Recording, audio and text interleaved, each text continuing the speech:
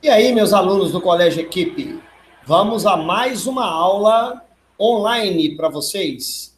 Vamos fazer uma apresentação aqui, espera um bocadinho. Beleza.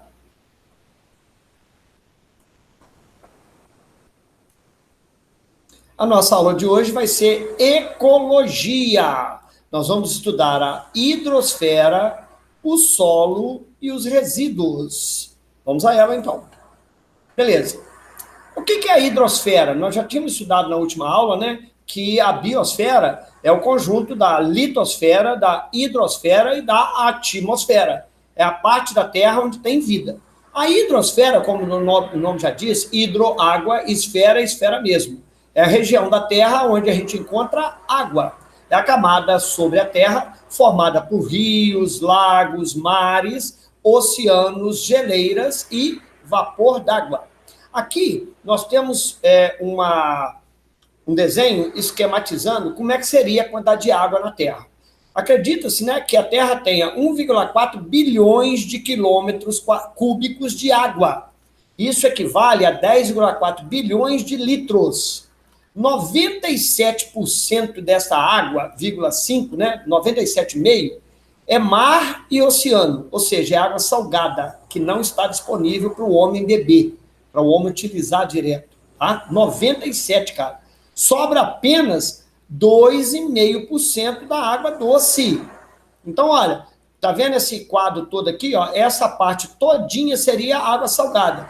E só essa partezinha aqui, ó, é que é água doce. Desta parte de água doce, 0,04% desta parte está no ar, na atmosfera, na forma de vapor d'água. 77% da água doce está nas geleiras e nas calotas polares. 0,36% está em rios, lagos e pântanos. E 22% dela está no subsolo, na terra.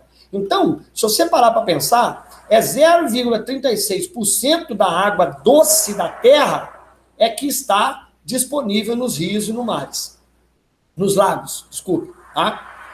Para você ter uma ideia aqui, gente, dessa dimensão, se toda a água da terra fosse resumida em 100 litros, 2,5 seria água doce, 97,5 seria água salgada, 2,5 litros é água doce. E desse 2,5 litros, que é água doce, estaria disponível para o homem apenas uma colher de chá, que é aquela colherzinha menor. O resto tudo estaria onde? Ou na geleira, ou debaixo da terra, ou na atmosfera. Somente 0,36% deste 2,5 litros é que está disponível de água potável para o homem.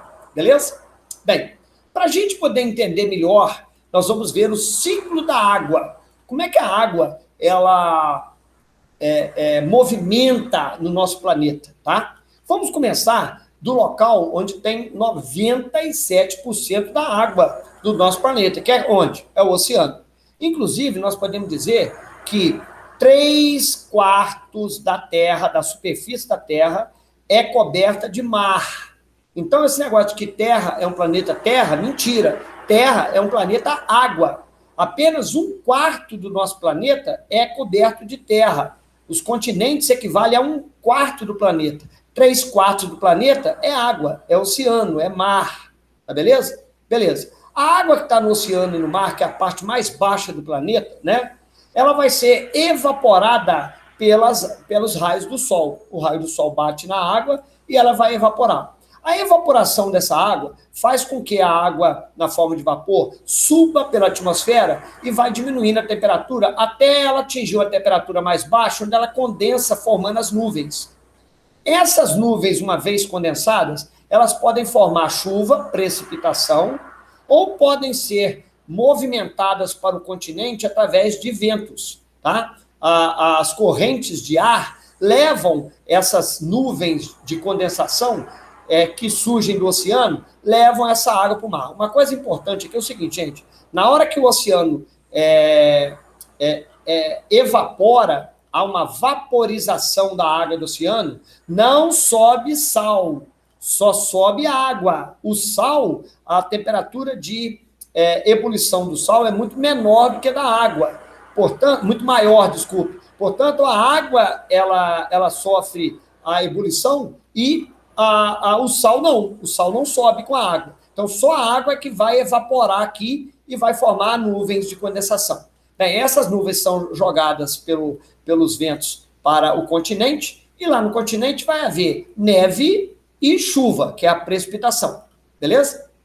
Bem, essa neve, no alto das montanhas, onde a temperatura é muito baixa, vai formar o quê? O gelo. Isso vai acontecer tanto na altitude quanto na latitude, ou seja, quando você se afasta do Equador e vai para os polos, também a precipitação lá vai formar o polo norte e o polo sul, que é gelo.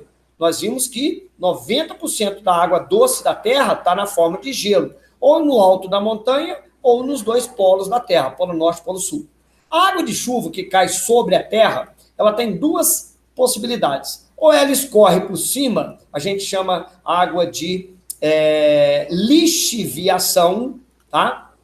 Ou percolação, que é a mesma coisa, ou ela infiltra para dentro da terra. Então, a água de chuva, ou ela corre por cima do solo, lixiviação, lixivia, ou ela infiltra, passa para dentro da terra. Vamos começar com a água que infiltra primeiro. A água que infiltra, ela vai descendo pelas camadas do solo até atingir uma camada mais impermeável, que pode ser rocha, ou pode ser uma camada rica em matéria orgânica, ou pode ser uma camada rica em argila, e aí a água não consegue afundar mais, criando um lençol de água debaixo da terra, que a gente chama de água subterrânea. Esta água subterrânea, ela forma um fluxo, que é chamado de aquífero. Esse aquífero é uma grande quantidade de água que está debaixo da terra, beleza? Tá? Joia.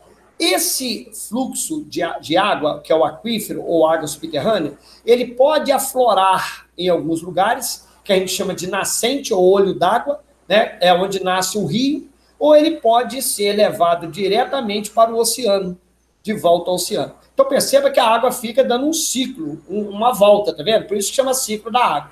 Bem, a outra água que eu não falei ainda, quando chove, que vai ser a água de lixiviação, essa é uma água muito perigosa. Por quê? Ao lixiviar, esta água dissolve os sais minerais do solo, levando esses sais minerais para dentro de um lago ou mesmo para dentro de um rio, que vai levar para um outro lago, que vai levar para o mar outra vez. Além de levar os sais minerais, provocando um empobrecimento do solo, se essa água de lixiviação for muito forte, e a cobertura do solo não tiver plantas para reter, ele pode levar até partículas do solo mesmo, areia, silt, argila, e esse carregar dessas partículas a gente chama de erosão. A erosão vai acontecer pela lixiviação de grande quantidade de partículas de solo. Erosão. Beleza? Joia. Bem, esta água que está na terra, ou a água que está nos rios, ela é absorvida pelas plantas e ela vai sofrer transpiração.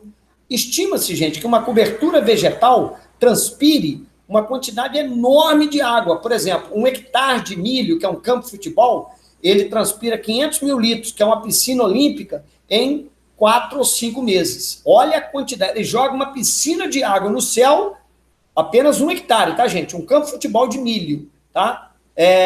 Em 4 meses. Bem, isto somado com a evaporação da água do lago e da terra, a gente tem um fenômeno muito importante chamado evapotranspiração.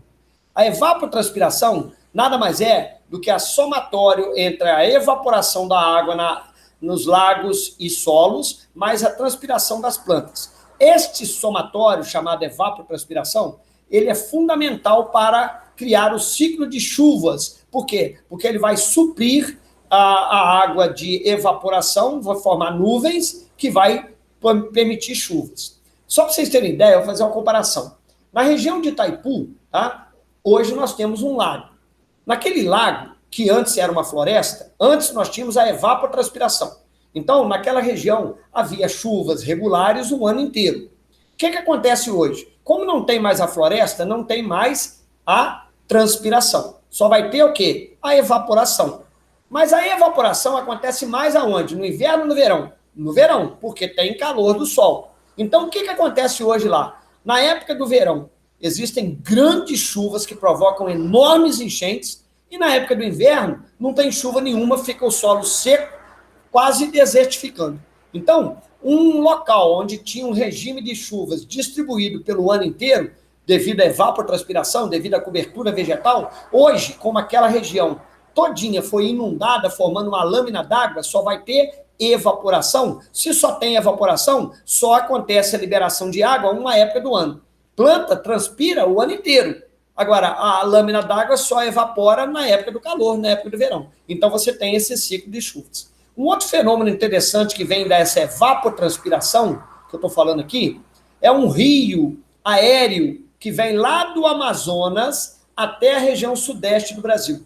Ou seja, a floresta amazônica, da região do Amazonas, ela evapotranspira uma enorme, incalculável quantidade de água.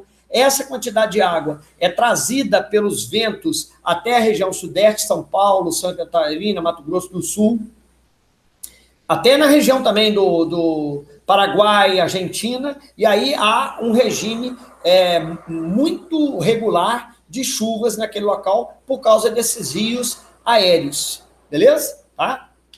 Bem, baseado nesses rios aéreos, gente, olha o que acontece. Nós temos dois grandes aquíferos no Brasil. Um aquífero alter do chão, que é um aquífero que acontece exatamente onde tem o rio Amazonas, que é um aquífero de pequenas extensões, ele é até pequenininho, mas ele tem um volume d'água 10 vezes maior do que o aquífero Guarani. O aquífero Guarani, que é muito famoso, ele está na região do Triângulo Mineiro, São Paulo, Mato Grosso do Sul, Paraguai, Uruguai e Argentina. Tudo isso aqui é o aquífero Guarani. Tá vendo essa mancha azul aqui, ó? Isto são milhares e milhares de litros d'água que estão debaixo da terra, que foram formados devido à água subterrânea de infiltração. Beleza? Tá? Observe que o aquífero alter do chão tem muito mais quantidade de água do que o aquífero Guarani. Perceba que ele é até um azul escuro, mas ele tem uma extensão menor, o tamanho dele é menor do que o aquífero Guarani. Hoje em dia, galera, a utilização dessa água subterrânea, ela é muito controlada, tá? Nós vamos ver que pessoas fazem um poço artesiano ou semi-artesiano, nada mais é do que você furar a terra até 20, 30, 40 metros de profundidade, até mais às vezes, para conseguir tirar essa água subterrânea. E isto é contra a lei hoje, por quê? Porque você sozinho não pode usar um recurso que é de toda a região. Porque se você começa a utilizar aquela água daquele reservatório ali, você vai secar o reservatório inteiro. Ainda mais em locais, por exemplo, no Nordeste acontece isso. Nós temos um aquífero no Nordeste também. Tanto é que se você fura um poço lá de 30, 40 metros de profundidade, a água chega a jorrar 15 metros de altura. Joga a água para cima. Você fala, então por que não faz isso? Porque se fizer isso, gente, vai acabar com a água do Nordeste. Você vê que a água do Nordeste, o ciclo de chuvas, ele acontece de 10 em 10 anos lá. Então, para esse reservatório ser utilizado, teria que se calcular a quantidade de água que você vai gastar para não secar o reservatório, para que daqui a 10 anos, quando chover muito lá, esse reservatório seja realmente reabastecido e não seja seco. Então, tem que ser feita uma exploração consciente, uma coisa controlada com tecnologia, beleza? Tá? Bem, para a gente entender melhor esses fluxos, olha aqui, ó, nós temos aqui as correntes de ar que acontecem pelo globo, as massas de ar pelo globo. Aqui nós temos, ó, a América do Sul, não, isso aqui é a África, desculpe, a América do Sul está aqui tem a América do Norte, aqui tem a Ásia, e aqui a Oceania, e aqui a Europa, beleza? Tá? Aqui a Groenlândia aqui em cima, beleza? Polo Norte, Polo Sul e o Equador passando aqui no meio. Bem, as setas vermelhas são massa de ar quente. Perceba que elas acontecem geradas todas no Equador, ó, para lá, para cá, para lá, tudo gerada no Equador, tá? Beleza? Algumas vão para o lado de cima, tá? Outras vão para o sul, beleza? E as correntes de ar frio, normalmente elas são geradas nos polos, no sul, e sobem Olha, tem uma corrente importante que sofre aqui, por causa da Cordilheira dos Andes. Olha que legal. Ela vai fazer uma corrente aqui que empurra essa massa de ar quente do Equador aqui em direção a quem aqui? A quem aqui? A Oceania e a Austrália. Olha que legal. Por essa massa de ar frio que é levada lá para Oceania e Austrália. Olha que legal. Essa massa de ar quente que é gerada aqui na América Central, ela é empurrada por essa massa de ar frio que é levada lá para Oceania e para Austrália. Agora, olha que interessante. De 4 em 4 anos, essa massa de ar frio que perde a força, e aí acontece o contrário. Vai vir uma massa de ar frio de lá para cá. Esse é o fenômeno El Niño, que muda todo o clima da região da América do Sul aqui. A gente aqui é afetado, grandes enchentes, grandes chuvas. Por quê? Porque há uma inversão nesse fluxo normal aqui. Isso é natural? Sim. Isso acontece de 4 em 4 anos. Tão natural que tem até nome. É chamado fenômeno El Niño. Por quê? Essa massa de ar quente aqui, ela para de ir para lá, desce essa massa de ar... Opa, agarrou aqui. Vamos continuar. Desculpe, deixa eu dar um momento aqui. Beleza. Voltemos aqui a nossa aula. Show de bola. Então, essa massa de ar frio aqui, ela perde força. A massa de ar quente não vai para lá, vai voltar uma massa de lá, e essa massa de ar frio aqui desce para cá. E aqui nós vamos ter o El Niño na nossa região da América do Sul. Beleza? Em outros lugares aqui, né, você tem vários fluxos de correntes de ar que são importantes, inclusive, para a fertilidade do oceano, de grandes pescas. Por exemplo, essa corrente fria que vem do sul aqui, ela permite, né, que na região do Peru, do Equador aqui, uma grande indústria pesqueira, tá? Aqui é a mesma coisa, na região das costas da África do Sul, tá? Aqui em cima, na região no norte americana lá, central aqui também, aqui é um local muito rico em pesca, tá? Beleza? Show de bola. Bem, vamos estudar um pouquinho sobre poluição e a água. As atividades que o homem gera em cima da Terra causam grande impacto no ciclo das águas. Um impacto direto e indireto no ciclo das águas. Por exemplo, a alteração da superfície do solo. As cidades hoje são todas impermeabilizadas por asfalto, por grandes prédios, por calçada. O calçamento torna a infiltração da água impossível. E, automaticamente, qualquer chuva cria esse problema. Você vê que essas grandes cidades têm grandes problemas de inundação justamente por causa da chuva. São Paulo, inclusive, há pouco tempo, resolveu fazer os piscinões, que nada mais são do que locais mais baixos, grandes, muito grandes, onde o dia que chove, a água escorre para esses locais mais baixos, impedindo ou dificultando a inundação de garagens, de carros, etc. Tá? Hoje em dia, até para tentar lutar contra esse problema, está tentando se criar o asfalto permeável. Olha aqui, ó. É um asfaltamento, né, uma cobertura que pode ser de calçada ou de asfalto, onde você joga água e a água percola, ela infiltra para as partes inferiores do solo. Olha que legal. Seria uma possibilidade para evitar esses tipos de enchentes rápidas que acontecem devido às chuvas.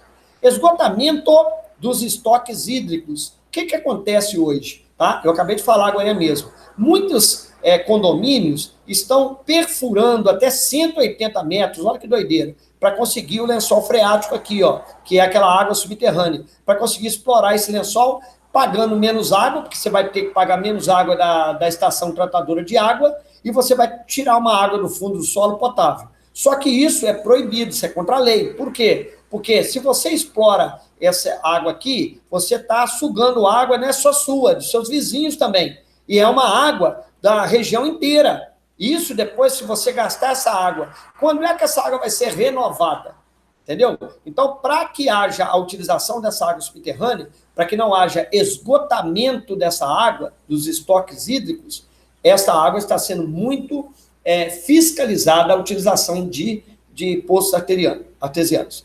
A poluição, infelizmente, né, a poluição mineral, né, através de adubos orgânicos, de pesticidas, a própria adubação orgânica, nós vamos ver uma parte já já aqui, que fala sobre a adubação orgânica, o quanto que ela é prejudicial se ela for jogada em excesso nas águas. O petróleo, tá? Derramamento de petróleo, ele provoca redução da penetração de luz. Olha bem, uma mancha de petróleo, gente, como ela não se mistura na água, ela cria uma camada que impede a luz de entrar. Se a luz não entra, o que acontece debaixo dessa mancha? As algas morrem. Quando essas algas morrem, o ambiente fica completamente inviável para a vida. Redução na quantidade de O2 dissolvido. Para que o oxigênio seja dissolvido na água, é importante uma superfície para que esse oxigênio flua para dentro da água. Como o derramamento do petróleo cria essa mancha de óleo em cima da água, não vai haver a renovação do oxigênio. Como a água fica sem oxigênio, vai morrer todos os seres aeróbios, peixes, anfíbios, artrópodes. Aí vai acontecer a asfixia desses animais, tá? Danos a aves aquáticas. Olha essas aves, elas já têm um óleo natural na pena delas. Quando elas encostam no petróleo, esse óleo, como ele é apolar, ele é afim do petróleo. Então, o petróleo agarra nas penas dela, que é muito difícil de tirar. Tem que lavar com sabão. Você imagina você pegar uma ave e dar um banho com detergente nessa ave, para poder tirar esse petróleo dela. Ela vai sofrer demais. Às vezes ela não morre nem por causa do petróleo, ela morre porque você fica esfregando ela, e as penas dela vão se arrebentar, vão cair, e ela vai poder perder a sua controle térmico, e elas podem morrer por causa disso. Bem, o fenômeno que eu falei para vocês, que é muito importante, que cai em prova direto, é a eutrofização. Vamos entender esse fenômeno aqui, porque isso vem no Enem, tá, gente? Com certeza. A eutrofização nada mais é do que tornar o ambiente eutrófico, tá? Tornar o ambiente eutrófico. O que é eutrófico? Ambiente eutrófico é um ambiente rico em sais minerais. Ué, Flávio, que bom, ué. Então é muito bom. Seria bom se não estivesse em excesso. Vamos entender o que vai acontecer no fenômeno da eutrofização? O fenômeno ocorre, o problema ocorre, quando há um excesso de aporte de matéria orgânica em um manancial hídrico. Então, por exemplo, num açude, numa lagoa, num córrego, num rio, se você despeja muita matéria orgânica nesse rio, você pode causar esse problema de eutrofização. Como assim, Flávio, matéria orgânica? Por exemplo, um açude num sítio, onde você joga o esgoto do chiqueiro nesse açude. Esse açude pode eutrofizar. Um córrego, onde você joga esgoto de casa nele. Um rio, São Paulo, né, o Tietê, ele é um rio totalmente eutrofizado. Vamos ver o que seria isso? Bem, quando eu jogo muita matéria orgânica na água, eu vou aumentar a DBO desta água. O que é isso? DBO é uma sigla que representa a demanda bioquímica de oxigênio. O que é isso, galera? Demanda é necessidade. Bioquímica é porque é uma reação química que acontece pelos seres vivos. De oxigênio é porque ele vai gastar o oxigênio. O que é isso? Quando você joga a matéria orgânica na água, você vai estimular a ação dos micro-organismos aeróbios decompositores, fungos e bactérias. Quem na água, gente, é o mais rápido para se multiplicar? É peixe? É protozoário? É artrópode? Não. É justamente os fungos e as bactérias. Esses fungos e as bactérias decompositores consomem todo o oxigênio que tem na água para quê? Para decompor a matéria orgânica que você jogou na água. Então, olha bem, você jogou matéria orgânica na água, tá? Os fungos e as bactérias decompositores crescem para decompor essa matéria orgânica e, ao decompor essa matéria orgânica, vão liberar o quê? Os minerais que faziam parte da matéria orgânica. Ótimo, né? Calma, né? Assim, como esses micro-organismos aeróbios são muito competentes, há uma queda drástica na concentração de oxigênio da água, porque eles gastam esse oxigênio. Eles vão consumir o oxigênio mais rápido do que o oxigênio entra na água. Resultado, vai matar todos os seres aeróbios menos competentes que os fungos e as bactérias, obviamente. Quem são eles? Os peixes, os moluscos, as lesmas, os anfíbios, os répteis, todos os animais, né, os seres que estão lá aeróbios, vão morrer por causa do aumento da DBO, da demanda bioquímica de oxigênio. Os micro-organismos vão gastar esse oxigênio e vai morrer os seres aeróbios. Beleza. Paralelo a essa morte dos seres aeróbios, há uma grande liberação de minerais. Por quê? Porque aquela matéria orgânica está sendo decomposta. Esses minerais agora jogados no solo vão estimular de sobremaneira o crescimento de quem? Das algas. A alga, gente, ela só não cresce muito por quê? Ó, ela tem água para ela. Ela está dentro da água, a alga. Tem sol para ela à vontade. Falta o quê? Mineral. Então, normalmente, os rios, os lagos, os mares não ficam lotados de alga porque tem carência de mineral. Beleza. No lugar desse, onde os micro-organismos aeróbios decompositores liberaram grande quantidade de minerais, a alga é nada de braçada. Então, vai crescer tanta alga que vai ter um fenômeno chamado floração das águas, que é justamente isso aqui, ó. É tanta alga que o cara tá pegando por cima da água assim, ó, tá tendo aquela montoeira, tá até verde a água. Olha aqui o peixe morto e a água verde ao lado dele, ó. É tanta alga, gente, que a luz não penetra mais nesse lago. Então a luz fica só por cima, a alga de cima tá tudo bem, mas é que tá lá embaixo, a 1 metro, 2 metros de profundidade. Morre sem luz. Quando essa alga morre, aí começa um ciclo vicioso. Quando a alga que está no fundo morre, vai liberar o quê? Mais matéria orgânica. Se libera mais matéria orgânica, vai estimular mais ainda os micro-organismos decompositores. Só que agora acabou o oxigênio. Quais são os organismos que vão decompor agora? São os anaeróbios. São as bactérias e os fungos que não gastam oxigênio mais. Não tem, acabou o oxigênio, a DBO foi tão grande que gastou o oxigênio todo dissolvido, e agora esses micro-organismos anaeróbios que fazem fermentação, vão gerar um escurecimento da água, devido ao excesso de matéria orgânica decomposta, e também a formação de um mau cheiro enorme no manancial. Vai começar a feder muito o local. Por quê? Porque aí chegamos à última etapa da eutrofização, que é a atuação dos seres anaeróbios liberando substâncias tóxicas naquele meio, mal cheirosas e tóxicas. Ô Flávio, como é que eu faço para combater esse processo? Lá no lago, no meu sítio, está tendo isso. Como é que eu faço? Primeira coisa é cortar o aporte de matéria orgânica. Você tem que parar de jogar matéria orgânica lá. Segunda coisa, você vai ter que jogar oxigênio naquela água. Por quê? Porque ao jogar o oxigênio, você vai estimular os micro-organismos aeróbios. Ao estimular micro-organismo aeróbio, você libera minerais. Ao estimular o mineral, você faz crescer alga. Aí, quando crescer a alga, o que você faz? Você passa uma corrente, passa uma rede, tira essa alga todinha e joga para fora. Vai crescer mais alga. Novamente, a floração. Você passa mais uma rede, tira as outras algas. E vai fazendo isso, até que a água fique limpinha outra vez. Bem, nesse momento, você sabe que a quantidade de matéria orgânica que tinha lá acabou, que os minerais já foram todos gastos pelas algas que você foi tirando daquele local, e não teve mais matéria orgânica para eutrofizar. Beleza, o lago ressurgiu, ressuscitou. Se você quiser, tem que pôr peixe outra vez, tem que pôr tudo outra vez lá, porque morreu tudo que era aeróbio lá. Agora, você pode até jogar o esgoto do seu porco lá, mas você tem que fazer 2 atitudes. Ou, primeiro, colocar uma quantidade menor de matéria orgânica lá, ou aumentar a entrada de água lá, e colocar essa entrada de água mais alta. Para quê? Para ela bater nesse lago e aerar com mais facilidade. Em alguns locais que tratam água com muita quantidade de esgoto, eles colocam grandes pinos que bombeiam ar, e aí eles ficam borbulhando dentro da água. Qual é a finalidade daquilo ali? A finalidade daquilo ali é oxigenar forçosamente aquela água, estimulando os micro-organismos aeróbios a liberar os minerais, e você vai tirando aquela quantidade de alga que vai nascendo lá, vai tirando, até que aquela água seja potável outra vez. Entenderam bem, gente? Show de bola.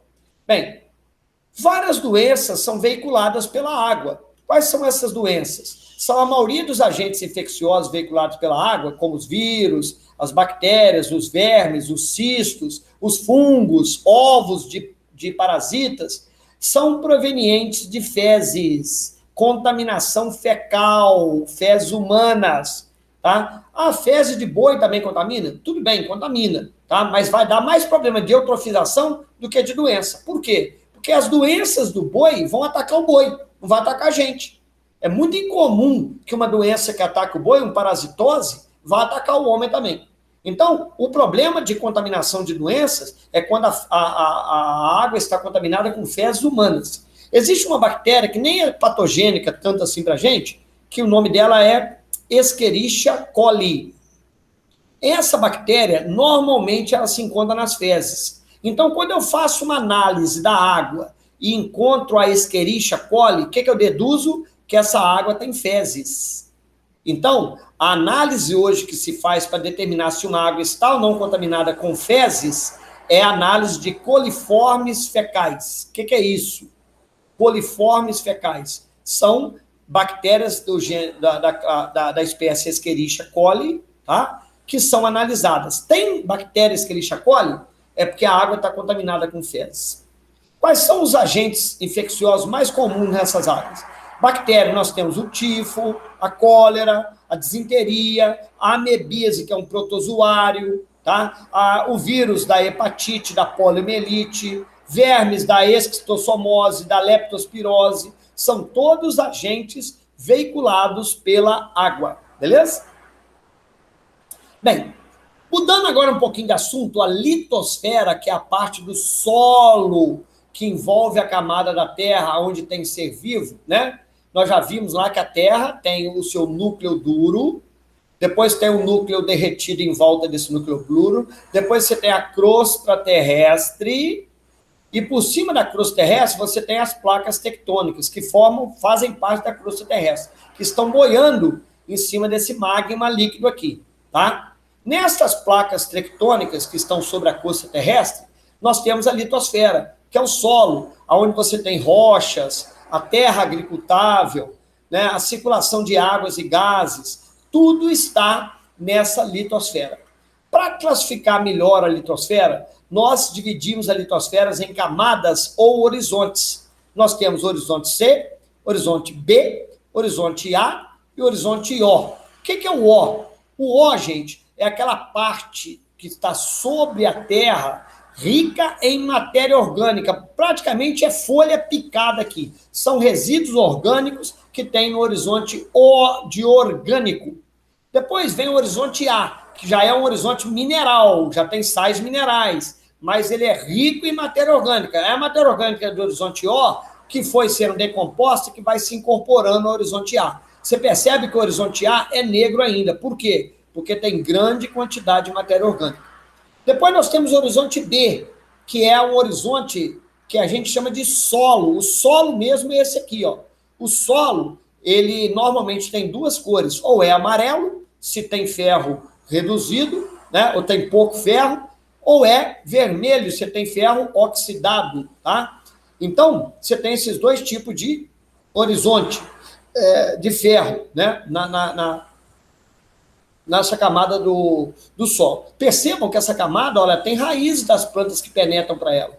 Depois nós vamos para o horizonte C. O horizonte C já é um horizonte onde você tem rochas, pedra mesmo, só que a pedra já está triturada pelo intemperismo. É uma rocha intemperizada, ou seja, é uma rocha que está se transformando em quê? Em horizonte B, em solo. Aqui já tem solo? Já, mas esse solo aqui, ele agrega pouco, ele, se você jogar água nele, ele dissolve muito fácil, ele não é igual ao horizonte B, que é um solo mais estruturado, não. Ele não tem estrutura quase nenhuma, tá? Por isso que em barrancos, quando você faz um corte muito profundo no barranco, se chover, a parte de baixo do barranco, ela cai mais rápido que a parte de cima, porque você está expondo o horizonte C. O horizonte C, normalmente, ele é branco, ele é rosinha, sabe, é um amarelo mais clarinho, ele tem mais cor de rocha do que de solo mesmo. E abaixo do horizonte C, nós temos o R, que é a rocha mesmo, que é a pedra mesmo, não intemperizada. Aqui por baixo, então, tem a pedra, né? Normalmente é uma rocha grande que foi jogada aqui por um vulcão há anos atrás. Quais são os problemas mais comuns no solo? Que é aquela parte do horizonte, ok, aqui, B para cima, tá? É o O, A e o B. Lixiviação, nós já vimos o que é a lixiviação. É a água que cai da chuva e, de vez dela infiltrar, ela escorre sobre o solo. O que ela faz? Ela leva os nutrientes do solo, ela leva partículas do solo. Quando ela leva só os nutrientes, o solo fica pobre, mas ele fica aqui. Agora, tem locais que ela leva até o solo inteiro, e aí nós chamamos de erosão. A erosão ela é ruim por dois motivos, porque ela estraga o solo aqui, e lá onde essa terra vai parar, ela vai, vamos dizer assim, encher o fundo do rio. Então vai haver o rio vai ficando raso. Tem um nome isso, eu esqueci, já vou lembrar. Assoreamento. O rio vai ficar assoreado. Por que ele vai ficar assoreado? Porque vai encher de terra no fundo do rio e ele vai ficando mais raso. Tá? Isso, inclusive, aumenta até a possibilidade de enchentes, por causa da erosão e da lixiviação. A laterização é uma consequência da lixiviação. Por quê? A laterização é tornar o solo infértil, ácido, tá? E muito permeável. Por quê? Porque você tirou os sais minerais dele. Para você trabalhar num solo laterizado, você tem que fazer primeiro uma calagem, ou seja, vai ter que fazer um acerto do pH, vai jogar calcário, para que o pH do solo fique mais suportável pelas plantas, para que elas consigam crescer. Já dissemos sobre a erosão. A desertificação é esse fenômeno aqui, ó, onde o solo vira um deserto, principalmente se dá pelo desmatamento e também pela aquela agricultura de migração. Ou seja, a pessoa corta o mato, né, queima o mato, os sais minerais são liberados no solo, você planta, sua plantação vai ficar muito boa no primeiro ano, razoável no segundo, muito ruim no terceiro, no quarto não planta mais nada. Aí o que acontece no quarto ano? Você tem que desmatar outra área e vai migrando, até o local virar um deserto, que você corta o ciclo da reciclagem de matéria orgânica. A mesma coisa acontece na arenização. Olha aqui, ó, arenização. O terreno vai virar um deserto de areia. Contaminação do terreno se dá de que maneira? Se dá pela utilização de agrotóxicos. Empobrecimento do solo, já acabei de falar, a lixiviação carrega os sais minerais e empobrece o nosso solo. E outra coisa que empobrece o solo também é o seguinte, eu plantei soja nesse solo esse ano. Essa soja absorveu a água, sais minerais do solo. Aí eu pego essa soja, corto ela toda e vendo 10 caminhões de soja. Então, imagine naquela soja o ferro, o potássio, o cálcio, o magnésio que foi exportado. O ano que vem eu planto outra vez, exporto mais. O outro ano eu planto outra vez, exporto mais. O que vai acontecer? Depois de 2, 3 anos de cultura assim, tão exaustiva, o meu solo vai ficar paupérrimo. Se eu não adubar, eu não consigo produzir mais. Então, por isso que nessas grandes fazendas, a adubação ela é fundamental, adubação química. Por quê? Porque você está exportando, você está empobrecendo o seu solo. Toda a cultura que você tira do seu solo e vende ela, tá levando consigo ferro, potássio, cálcio, magnésio, enxofre, molibdênio, nitrogênio, que estava no seu solo e foi exportado. Beleza? As práticas agrícolas que causam mais prejuízo são mecanização. Olha aqui uma mecanização, ó. A mecanização, ela provoca endurecimento do solo, ela provoca quebra do solo, o solo vai sendo triturado e vai perdendo os sais minerais com isso. A primeira chuva que der aqui, lixivia tudo, vai tudo embora para o rio. A adubação química, ela provoca problemas no solo porque ela traz com ela não só os minerais, mas ela traz com ela sulfatos, cloretos, que vão acidificar o solo. Monocultura, a monocultura, gente, é você plantar um tipo de planta só em 10 hectares. Naqueles 10 hectares onde tinha milhares e milhares de plantas, uma poeira de seres vivos, vai ter uma planta só. O que vai acontecer agora? Você vai aumentar o número de insetos que gostam dessa planta, porque só tem dessa planta lá, então o número de insetos triplica. Pragas de gafanhoto vem disso aí. Tá? É muito comum acontecer um acometimento muito grande de pragas e doenças, bactérias. Então, isso tudo cria um desequilíbrio ambiental, onde não vai ter predadores e onde vai ter muita comida, e aí vai surgir uma grande quantidade de pragas e doenças. Bem, para combater isso, nós temos o plantio direto. O que é o plantio direto? É quando eu uso plantar no solo, você passa um trator, corta o mato que estava lá e incorpora esse mato no solo. Você aumenta a quantidade de matéria orgânica, você não tira o mato dali. Então, plantar direto é plantar sobre o mato. Você só vai dar uma cortada nele para ele ficar mais baixo, e aí você vai plantar em cima daquele mato. Você não vai limpar o terreno, deixar ele limpinho, terra crua, para plantar. Esse plantio direto, ele melhora em muito o controle de pragas, a fertilidade do solo. Proteção mecânica. Proteção mecânica nada mais é do que você fazer essas curvas de níveis. Na hora que a chuva cai aqui, gente, de vez dela escorrer e levar esse solo todo embora lá para o rio, que está lá embaixo, ela vai caindo aos poucos aqui em cada, como é que chama? Platô desse aqui, e esse platô, ela escorre para cá, nesse platô ela escorre para cá, nesse platô ela escorre para cá, nesse platô ela escorre para cá, e vai escorrendo, e isso vai entrando para dentro do solo, aumenta a sua infiltração, e isso vai aumentar o seu lençol freático, tá? O seu aquífero aqui vai estar garantido, vai estar sendo nutrido de água, tá? Aquela água subterrânea do seu terreno, tá? A fertilidade do seu solo não é exportada pela lixiviação, ela permanece aqui, você controla as pragas e doenças. Então, essa proteção mecânica, ela é muito importante. Em alguns lugares, como a erosão se dá pelo vento, você planta uma série de árvores na lateral da sua plantação para evitar que o vento venha forte. Essa árvore ela serve como uma barreira, várias árvores, bate na árvore e o vento sobe e não leva o seu solo para longe. Rotação de culturas, isso é uma coisa muito legal, tá? O que é a rotação de culturas? É isso aqui, ó. Você vai plantar uma planta aqui, uma outra aqui, uma outra aqui, uma outra aqui, uma outra aqui, uma outra aqui, uma outra aqui, uma outra aqui. Observe que eu não tenho mais uma monocultura. Cada cultura dessa tem uma praga diferente uma da outra. A praga de uma pode comer a praga da outra, pode ser inimiga da outra, tá? O ano que vem eu não vou plantar essa planta aqui, eu ponho essa planta para lá e pego essa de cá, põe para cá. Eu mudo, eu faço uma rotação. A raiz dessa planta aqui é mais funda, a raiz dessa outra aqui é mais rasa. Então, o ano que vem, eu pego essa aqui e jogo para lá, e pego aquela lá mais funda e jogo para cá. E eu vou conseguir fazer com que o solo fique mais fundo aqui também.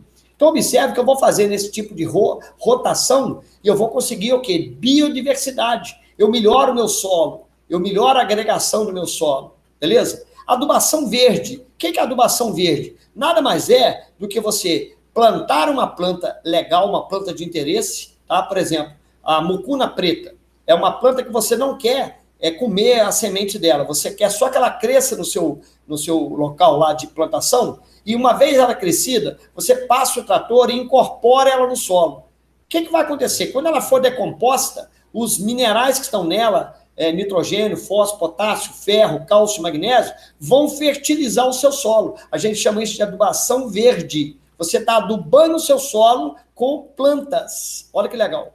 A cultura orgânica. Hoje em dia, gente, a cultura orgânica é uma cultura que tem que ser feita com a família. Não dá para usar máquinas. Por quê? Porque você não pode usar defensivos agrícolas, não pode usar adubos orgânicos, nada de químico aqui. Você percebe que você planta várias canteiras, você junta tudo aqui, ó. O plantio direto, a rotação de culturas, a adubação verde, a cultura orgânica, são as próprias pessoas da família que fazem essa agricultura, não tem agrotóxico. Chegou uma joaninha aqui, chegou um bicho aqui que você vai ali, arranca aquele bicho, joga a folha e queima ali lá na hora. Você controla as pragas com você mesmo.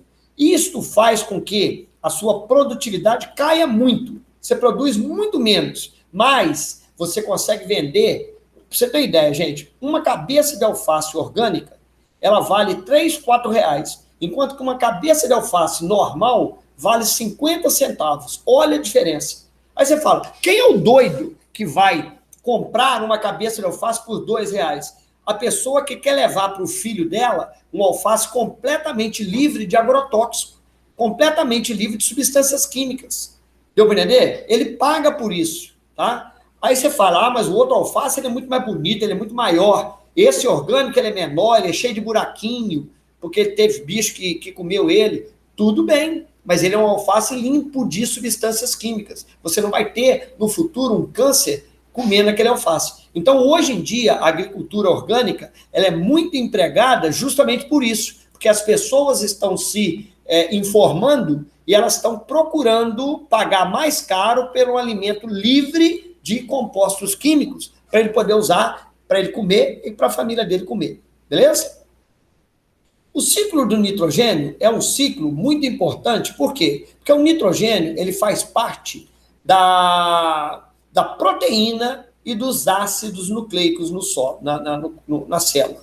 Então, estudar nitrogênio é fundamental. Por quê? Porque ele constitui os dois compostos orgânicos mais importantes para a vida. Tá? O nitrogênio no solo, gente, ele é muito pobre. O solo é muito pobre em nitrogênio. Então, uma das maiores restrições do crescimento de planta em solo é a carência de nitrogênio. As duas formas de nitrogênio que as plantas conseguem absorver é o NO3, que é o nitrato, e o NH4, que é o amônio. São só essas, a NH4+, e o NO3-. São as únicas duas formas de nitrogênio que a planta consegue absorver. Então, vamos lá, ó. Aqui você tem 70% da atmosfera é nitrogênio gasoso, que a planta não usa. Esse nitrogênio, ele pode ser fixado pelas bactérias. Nós temos as bactérias fixadoras de nitrogênio, que elas têm uma enzima para fixar nitrogênio, e elas convertem esse nitrogênio em NH3, que pode ser volatilizado ou pode ser convertido em NH4. Aí sim, esse NH4 vai ser absorvido pela planta. Beleza? Tá? Parte desse N2 também pode ser fixado, tá? Pela fixação não biológica, através de raios, relâmpagos. Esse nitrogênio também é fixado e agora ele entra no solo na forma de NO2, que é o nitrito, tá? Então, ó, a fixação biológica produz amônia, tá? E a fixação atmosférica produz nitrito, beleza? Bem, no solo, a amônia e o nitrito podem ser convertidos em nitrato através das bactérias nitrificantes e nitrificantes. Essas bactérias nitrificantes, que fazem parte são bactérias quimiosintetizantes, elas convertem o amônio em nitrito e o nitrito em nitrato. O nitrato pode ser lixiviado ou pode também ser absorvido pelas plantas, beleza? Essas plantas agora são comidas pelos animais, tá? E tanto as fezes como os corpos dos animais quanto as plantas, quando morrem, vão ser decompostos e vão liberar o quê? Amônia outra vez no solo. A decomposição chama amonificação, beleza? Tá? Show de bola.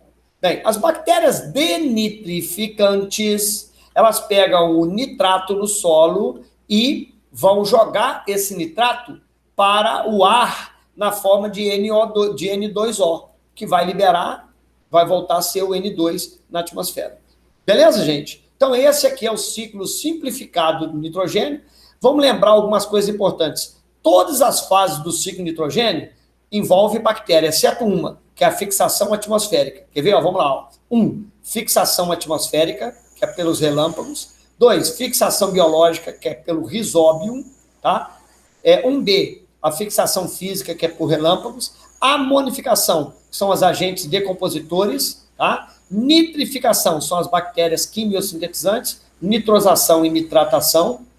Desnitrificação, são as bactérias desnitrificantes, tá? E a assimilação se dá quando as plantas absorvem só dois, né? É o amônio e o nitrato, beleza? Show de bola. Com isso, nós acabamos a nossa aula de hoje. Espero que vocês tenham aproveitado ao máximo. E agora eu gostaria que vocês fizessem os exercícios propostos lá no Seduca e no site. Beleza, galera? Fui. Um abraço para todos.